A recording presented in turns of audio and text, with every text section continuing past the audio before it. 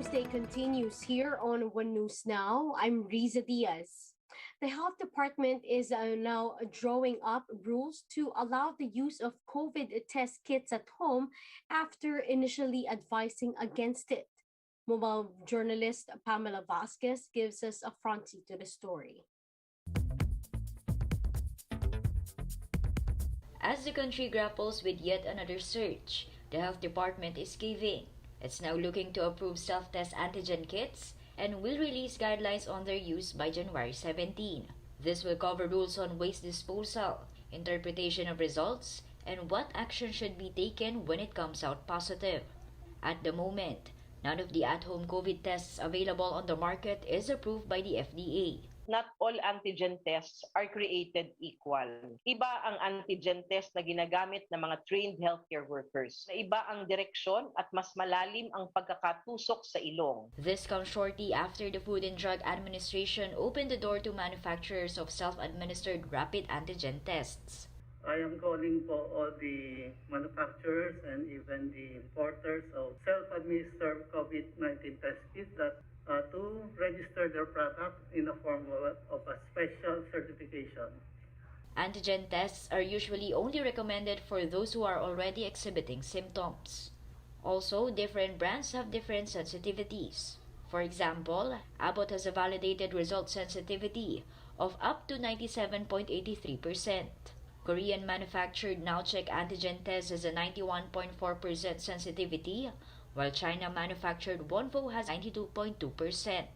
The FDA has also been warning against the use of uncertified test kits, including brands like Longin and BioEasy. Kailangan po guided kayo ng healthcare workers pag ginamit nyo to.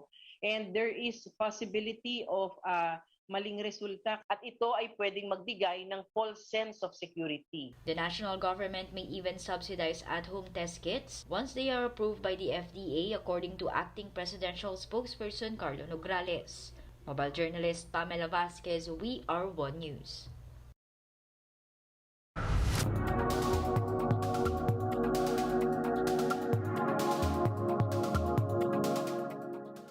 As flu season rolls in, experts or health experts are seeing a rise in COVID-19 and flu co-infections, either simultaneous or back-to-back. They're calling this occurrence flurona. Now, how dangerous is this? This Bloomberg Quick Take will tell us.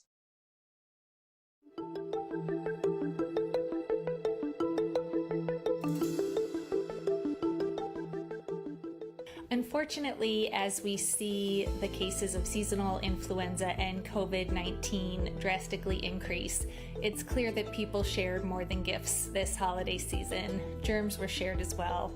And as the weather gets colder, people are going to continue to move inside for social gatherings, which makes the importance of vaccinations and face coverings even more important. While flurona might sound like a joke, it's something we should take seriously. Flurona is co-infection of both influenza and COVID-19 at the same time.